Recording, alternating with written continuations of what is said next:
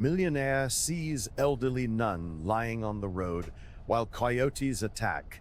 Comment down below, telling me what you thought of this story, giving it a rating from 0 to 10, and let me know which city you are watching me from. I really want to know if you liked my story, and I want to get to know you better. So please subscribe to my channel to support my work. I'm counting on your help. The night was pitch black as my car's headlights cut through the darkness of County Road 9. It was Tuesday, 2:40 in the morning, and I had been driving that rural stretch ever since I retired from the police force. A silent ritual I could never quite explain, but one that kept me at peace with myself. Or at least that's what I tried to believe, while the wilderness breathed in the dark around me. Dan. That's my name.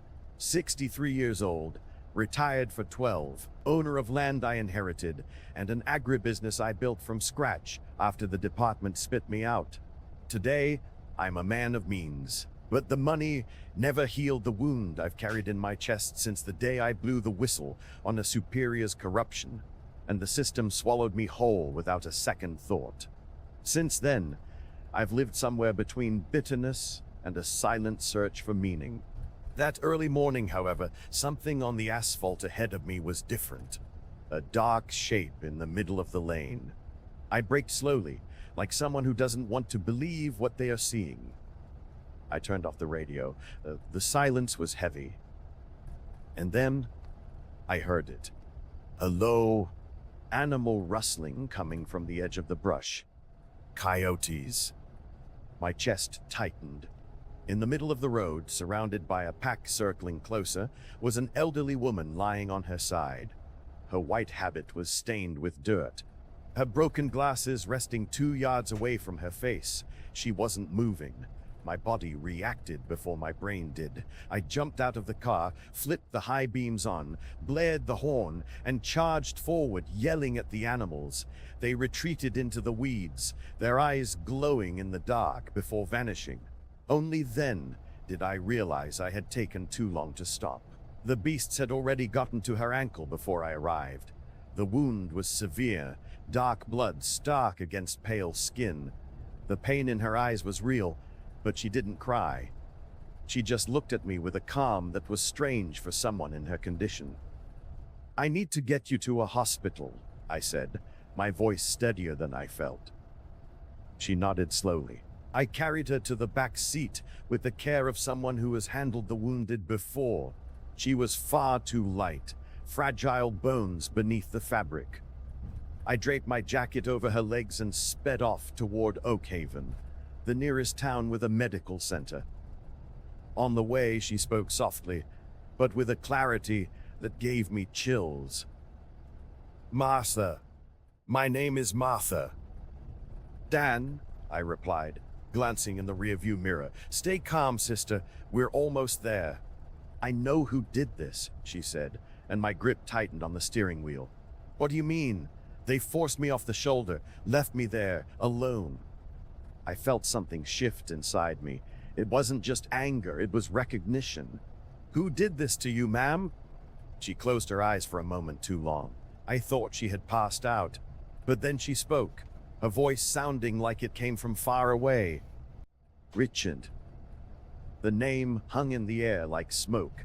At the Oakhaven Municipal Hospital, the night shift staff received Martha with the tired efficiency of people who see emergencies every night. They cleaned the wound, administered antibiotics, and immobilized her ankle.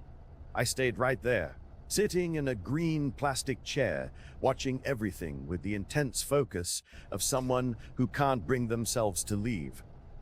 When the doctor stepped out of the room, she stopped in front of me. She got lucky. A few more minutes, and the infection would have been severe. "Are you a relative?" "No, I just found her on the road." The doctor looked at me in a way that suggested she understood more than I had said. "She's going to need someone over the next few days. She can't be left alone." I nodded without overthinking it. Something inside me had already made a choice.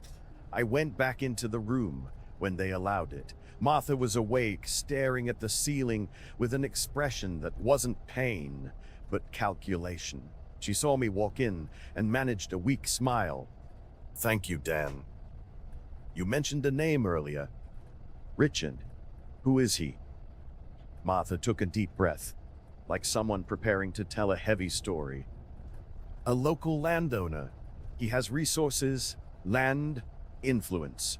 He decided that the property where I run a senior shelter is rightfully his, based on documents that no one else sees as legitimate, but that he swears are proof of a conspiracy against his family. And you refused to sign the property over." "I refused. So he did this. It wasn't the first time they tried to pressure me, but it was the first time." She paused, her voice cracking. "I might not make it out alive." I stayed silent. The hum of the machines in the hallway was the only sound.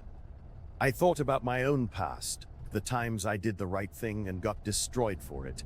I thought about how the system had failed me, and now I saw that it was failing her too. "This shelter," I asked, changing the subject, "what is it exactly?" "A small haven for abandoned elderly folks out in the country, funded by donations and the land that has belonged to our religious order for decades. 32 years running, 18 people living there right now. And why does Richard want it all? Greed. Dirt is worth a lot of money, and he can't stand the idea of anyone telling him no." Martha looked me in the eyes, and there was something there beyond exhaustion. "Dan, I'm not asking you to do anything, but you need to know if I don't go back to that shelter, those people have nowhere to go, and Richard will get exactly what he wants." I didn't answer right away, but something inside me was already moving, like a rusted gear turning for the first time in years. I left the hospital as the sun started to bleach the horizon. The heat rose quickly, the smell of dry earth filling the car. I called James, the only attorney in town who still owed me a favor from years back. He picked up on the fourth ring, his voice raspy with sleep. "Dan, do you know what time it is?" 6 in the morning. "I need you. Now. Right now." There was a pause. Then he sighed. "All right, send me the address." Over the next few days, I started pulling threads. James analyzed the documents Martha had obsessively safeguarded. Records, photos, notarized deeds, correspondence with her religious order.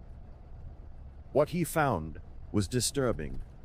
Someone had tampered with dates at the county clerk's office, and the clerk in charge just happened to be Richard's brother-in-law.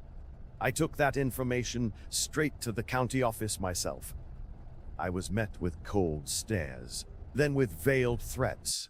On my way out, I found all 4 tires on my truck slashed. A little message. I understood the language perfectly, but something in me refused to back down. Maybe because, for the first time in years, I knew exactly why I was waking up every morning. The tension escalated when I got a call from Amanda. She was Martha's niece, a schoolteacher over in Fairview, and her voice was shaking on the phone. "Dan, I need to talk to you. In person." We met at a diner in downtown Oak Haven. She walked in with a cardboard box under her arm, her eyes red from lack of sleep. She sat across from me and placed the box on the table with reverent care. "My aunt asked me to bring this. These are records she kept hidden for years. She said you'd need them." I opened the box slowly. Inside were stacks of paperwork organized with obsessive precision. Old deeds, certificates, letterhead from the religious order, black and white photographs of the empty plot of land, tax receipts paid decade after decade. Martha wasn't just careful, she was strategic. "There's one more thing," Amanda said softly. "Last night, 3 men showed up at the hospital. They didn't do anything, just stood there in the hallway staring at an envelope on her bed."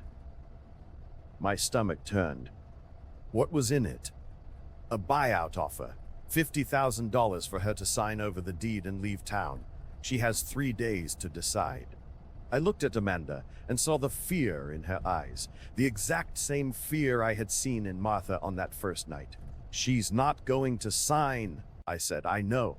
That's why I'm terrified." I sat in silence. My coffee went cold in its mug. All around us, the town went about its normal business, completely blind to the weight of our conversation. I thought about Richard, about how men like him operated, not with blunt violence, but with a suffocating presence, whispers in hallways, ultimatums disguised as generosity. "Amanda, do you trust me?" She hesitated, then nodded. "My aunt trusts you. That's enough for me." "Then let me handle this, and don't go back to that hospital alone. Ever." She agreed, but I could tell the fear hadn't left her eyes. I spent the entire afternoon with James, buried in the documents. He was meticulous, noting every detail, cross-referencing dates, verifying stamps. At 7 in the evening, he looked up with an expression I couldn't immediately read. "Dan, there's something in here that Richard has no idea exists." "What is it?" "A physical copy of the original master deed, dated and authenticated by a notary public from another county. The man passed away years ago, but the records still exist in the state archives. If we can get this newly authenticated, Richard's fraud will be blown wide open." I felt a spark of hope. "How much time do we have?" 3 days, the deadline he gave Martha. Then we use every minute." But deep down, I knew 3 days wouldn't be enough, not when the system was rigged to protect men like Richard. The next night, I called Rick. He was an old buddy from the precinct, one of the few who still talked to me after I was pushed out. He picked up on the second ring, sharp as always. "Damn, it's been a while. I need a favor, Rick." "Figured as much. Shoot." I told him the story, everything. He listened in silence, and when I finished, the quiet dragged on too long. "Rick, I'm here, just thinking. This Richard guy, I've heard his name. There are buried complaints at the regional station, intimidation of small farmers." "Buried why?" "By order of the current county sheriff. The guy eats steak at Richard's ranch every Friday night." I felt the weight of that drop on me like a boulder. The system had failed again, exactly how it had failed me 2 decades prior. "So there's no legal way out," I said, more to myself than him. "I didn't say that. I said the legal way is going to be an uphill battle, but you were always good at finding loopholes, Dan." I hung up the phone and just sat there on my living room couch staring at the ceiling. The house was too big for one man. Always had been. The silence echoed off the walls, reminding me of everything I had built and everything I never had. And then, for the first time in years, I broke down. It was in the dead of night, sitting out on the same stretch of County Road 9 where I had found Martha, that I let everything I had buried come to the surface. The pain of doing the right thing and being ruined for it. The rage of watching the system shield the powerful while chewing up the righteous. The sheer emptiness of knowing that no matter how much wealth I hoarded, I could never fill the void left when they ripped away the only thing I truly believed in. The woods around me breathed in the dark. The crickets filled the silence. I cried. I cried for myself, for Martha, for everyone the system had tossed aside. And then, with an agonizing clarity, I realized I couldn't quit. Not because I was playing hero, but because quitting would be repeating exactly what they had done to me. I went home with a plan. The next morning, James and I hit the road early, heading to the state capitol. The copy of the original deed was in Martha's box, and we needed the state archives to authenticate it. We knew it would be a bureaucratic nightmare, difficult, maybe impossible, but it was our only shot. We were stonewalled on our first try. The clerk claimed we lacked proper ID forms. On the second try, they said the database was down. James kept his cool, but I felt the frustration boiling inside me like a fever. On the third attempt, we met Ethan. Young, recently hired, bright eyes, and a posture that said he still believed in the rules.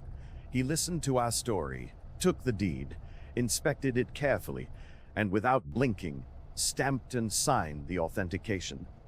Everything looks perfectly in order here, he said, handing the paperwork back. Good luck. Nah, we walked out of there feeling like we had found a crack in a concrete wall, but the other side of that wall wasn't empty. On the drive back to Oakhaven, we pulled into a gas station on the highway. James went inside to pay, and I stayed in the truck, double-checking the freshly stamped document. It was all there. Date, seal, signature. The ironclad proof that the land belonged to Martha. Always had, and that Richard had been lying the whole time. Then I heard the screech of tires on the pavement. I looked up. 2 SUVs had boxed my truck in, blocking the exit. 4 men got out. I recognized the type instantly. Hired muscle, paid to intimidate, to break bones if necessary. My heart hammered. I stepped out of the truck slowly, keeping my hands visible. The lead guy stepped up, his face like stone, his voice a low growl. Richard sent a message. You shouldn't have stuck your nose in this. I didn't even have time to reply. The first punch caught me in the ribs, knocking the wind out of me. The second caught my jaw, and I tasted copper. I dropped to my knees. They didn't stop. James ran out of the station shouting, but one of the thugs pinned him against the glass. I tried to cover up, but the kicks kept coming, methodical and cold. When they finally stopped, I was curled on the concrete, my vision swimming, pain radiating from every inch of my body. The leader crouched down close to my face. Your 3 days are up. Martha signs, or the next visit is permanent. They drove off. James helped me up, his voice trembling. Jan, we need to get you to the ER, now. But I already knew.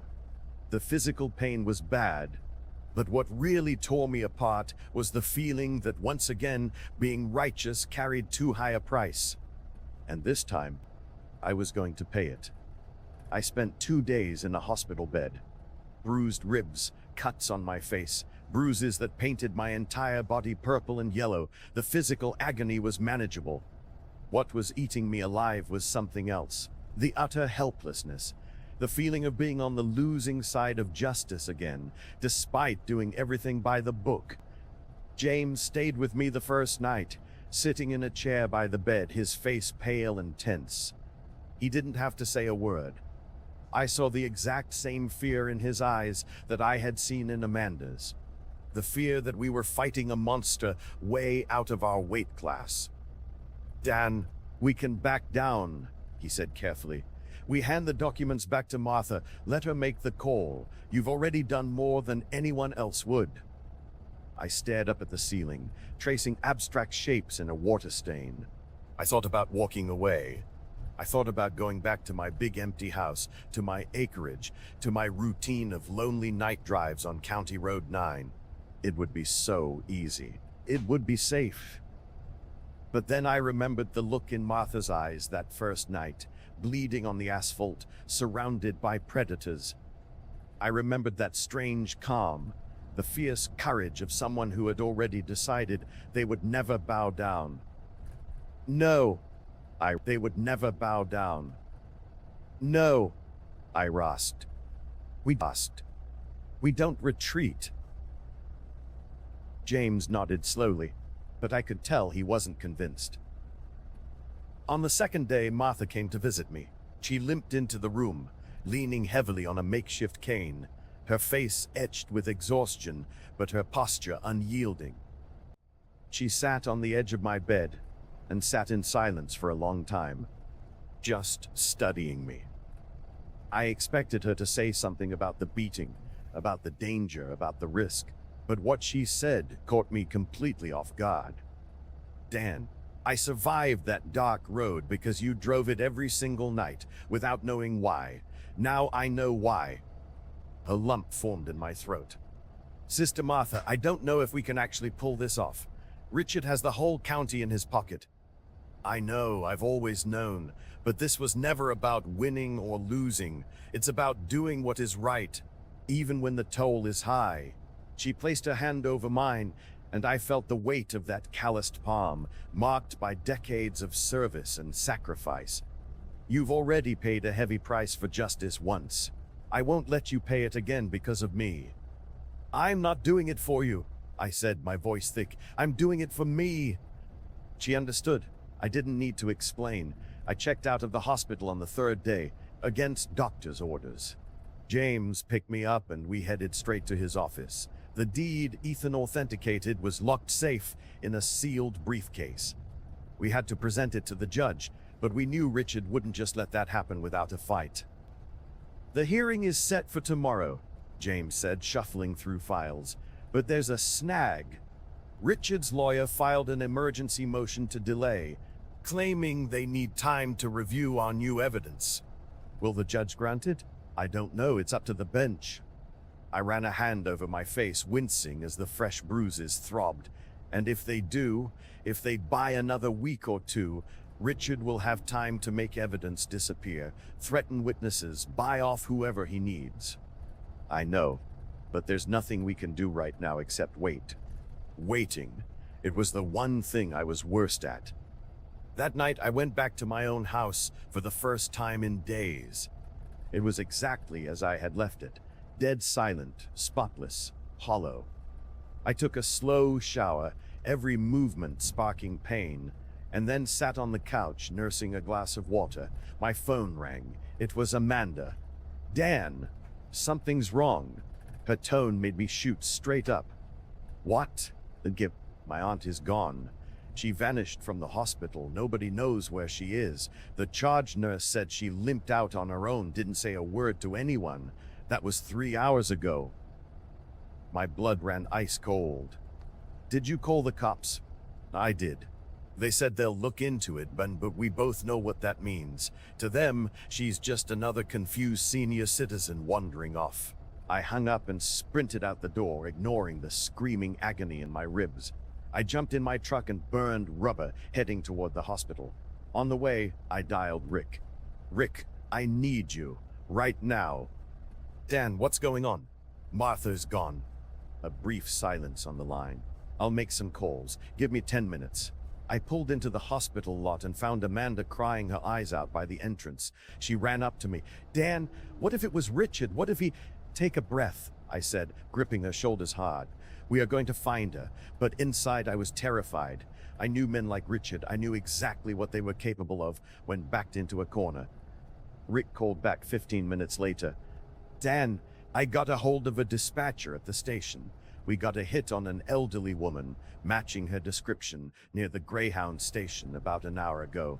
She was alone. The bus station? Why would she go there? I don't know, man. But it's the only lead we have. Amanda and I rushed to the terminal. The place was practically deserted, just a few drifters waiting for the red eye. I flashed a picture of Martha to the ticket clerk. He scratched his chin, thinking, yeah, I think I saw her. Bought a one-way to Fairview.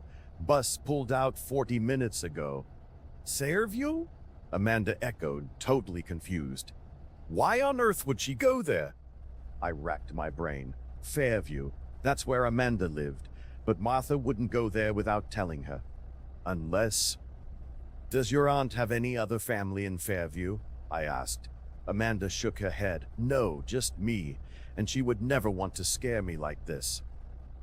Then it clicked. Martha wasn't running away. She was going after something. Or someone. Amanda, did your aunt stash any paperwork at your place? She frowned. Yeah, she did. Just some old stuff she didn't want to leave lying around the shelter. Why? Because she went to get it. There's something in those files we haven't seen yet. We hit the highway, tearing toward Fairview. Amanda drove, her knuckles white on the steering wheel, jaw set. I stared out the passenger window, watching the dark woods blur past beneath a sky full of stars. When we finally reached Amanda's apartment building, her front door was unlocked. We pushed it open slowly, hearts pounding. The living room was completely trashed. Drawers ripped out, papers scattered like snow across the carpet, furniture tossed aside. Aunt Martha! Amanda screamed, rushing toward the bedroom. We found her sitting on the floor amid the wreckage, clutching a battered old binder tight against her chest. She was pale, her lips trembling, but her eyes... Her eyes burned with a fierce resolve I had never witnessed before. "They were here," she said, her voice steady despite the terror, "but they didn't find what they were looking for." Amanda dropped to her knees, cradling her aunt's face in both hands. "Auntie, are you hurt?" "I'm fine, because they got here after I did." Martha slowly opened the binder. Inside was a collection of vintage photographs, yellowed and curling at the edges. They were pictures of a piece of land, but not just any land.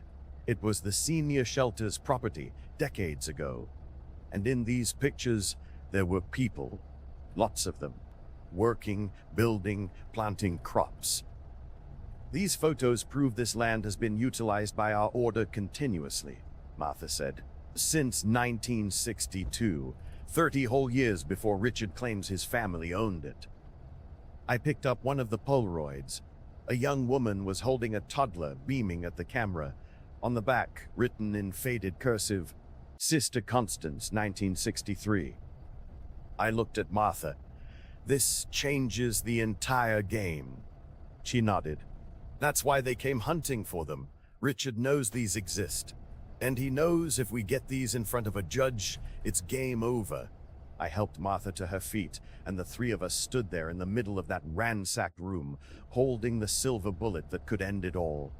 But I knew that getting to the courthouse meant surviving the rest of the night. And Richard wasn't going to let that happen without a war. We stayed awake till dawn in Amanda's apartment. We deadbolted the doors and checked the window locks twice. Martha swore she was fine, but I could see the bone-deep fatigue etched into her features. Amanda brewed a pot of tea, and we sat together, arranging the deeds and the photographs into a rock-solid timeline for the judge. At 5 a.m., I called James. He sounded groggy, but snapped wide awake the second I mentioned the photos. "Dan, that is the smoking gun." With those pictures and the authenticated deed, Richard's entire narrative collapses. "Hearing is still today?" 2 o'clock. But here's the kicker. His lawyer got a partial delay. The judge will hear opening arguments and review evidence today, but he won't issue a final ruling for 2 weeks. My stomach did a flip. 2 weeks is an eternity. Richard will use flip. 2 weeks is an eternity. Richard will use every single minute of that to destroy the evidence. I know. But it was the best. If we don't show up today, we forfeit entirely. I hung up and looked at Martha. She was holding one of the old photos. "I don't care about the risk. We see this through to the end." We drove out of Fairview at 10 in the morning. James met us at the Oakhaven County Courthouse an hour before the hearing. He was gripping a thick, organized binder of our evidence, and his eyes held a confidence I couldn't quite muster. The courthouse hallway was packed. Lawyers huddled in suits. Folks waited nervously on hard wooden benches, and the smell of stale coffee and floor wax hung thick in the air. When we spotted Richard, my muscles instantly locked up. He was leaning against the far wall, wearing a sharp, dark suit, arms crossed, face like granite. Flanking him were 3 massive guys. I immediately recognized 2 of them. The same thugs who had nearly beaten me to death at the gas station. Richard locked eyes with me and let a cold, mocking smirk slide onto his face. He didn't speak. He didn't have to. The threat was loud and clear. Martha squeezed my forearm. "Don't look at him. He feeds on your fear." "I am afraid," I confessed. "So am I. But fear isn't weakness. It's just proof that we're still alive." The hearing started right on the dot. The judge was a gray-haired man in his 50s with an unreadable poker face. He listened to both sides intensely, scribbling notes without giving away a shred of emotion.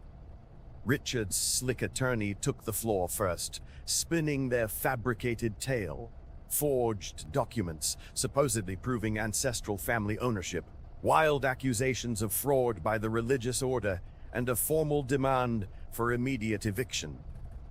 When it was James's turn, he stood up calmly and went to work like a surgeon.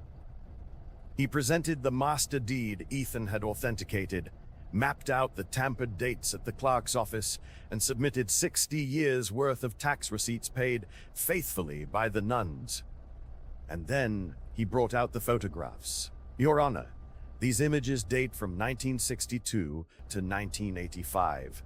They definitively show the property in question being continuously operated by the religious order as a social shelter.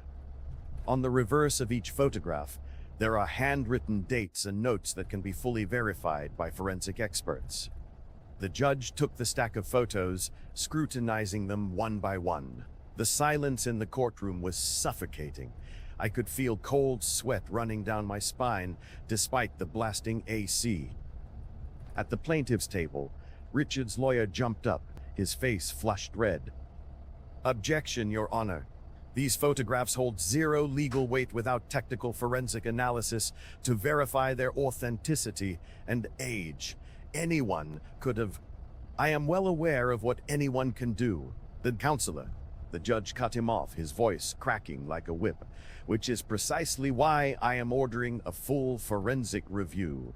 However, these images, coupled with the authenticated documentation provided by the defense, raise severe doubts regarding the legitimacy of your client's claim. I watched Richard's fists clench on the tabletop.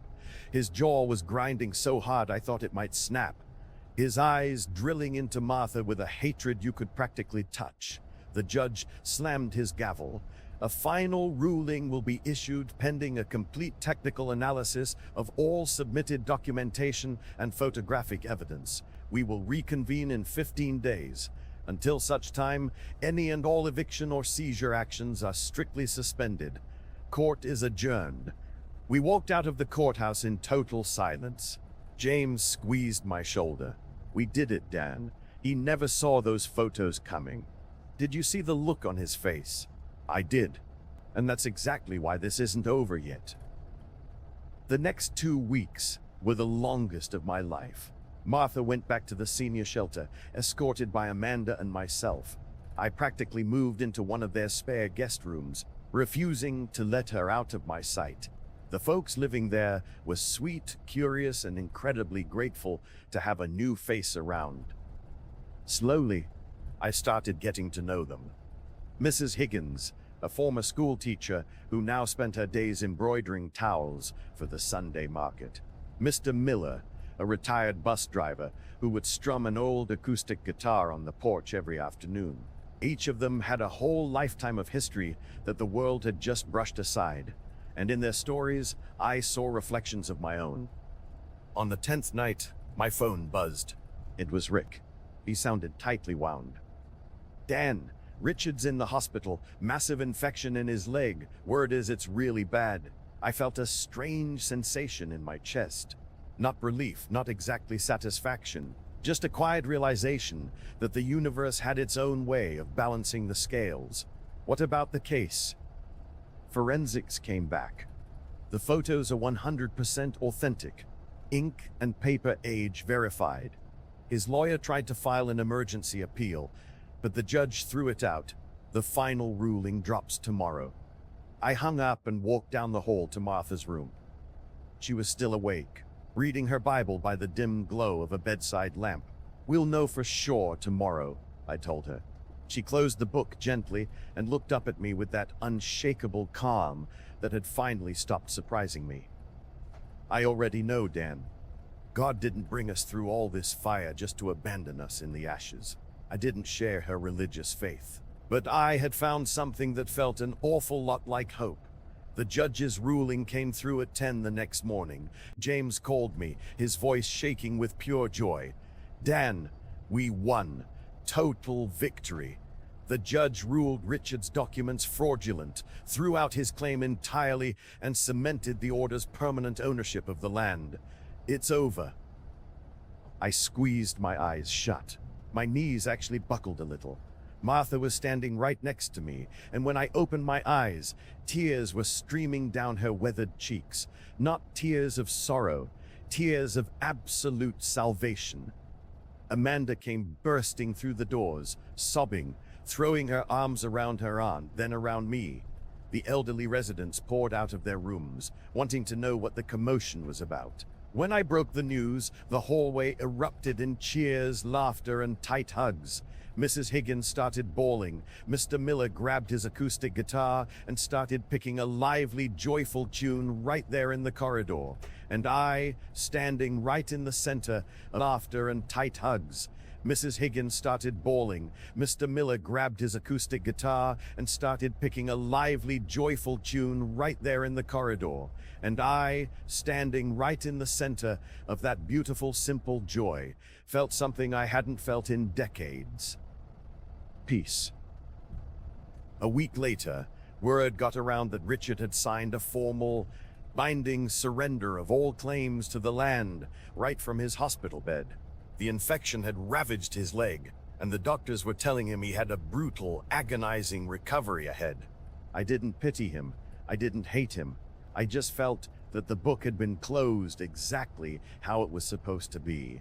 Martha bounced back completely. She ditched the cane, walking the halls and running the shelter with her usual unstoppable fire. But there was a new lightness to her now. Like a crushing, invisible weight had finally been lifted off her back. I made it a habit to visit the shelter all the time. At first, it was just to act as a handyman, patching the roof, fixing the broken fences, swapping out dead light bulbs. But soon, I was just going there to sit and talk with the residents. I listened to lifetimes of grief, of starting over, of crushing loneliness. And with every story they told me, I pieced together a little more of my own broken soul. One lazy Sunday afternoon, while Mr. Miller was picking his guitar out on the sunlit porch, Martha pulled up a chair next to me. "Dan, you saved a lot more than a piece of dirt. You saved 18 lives, and you saved your own too." I looked at her, furrowing my brow. I didn't save anything. I just did what any decent person would do.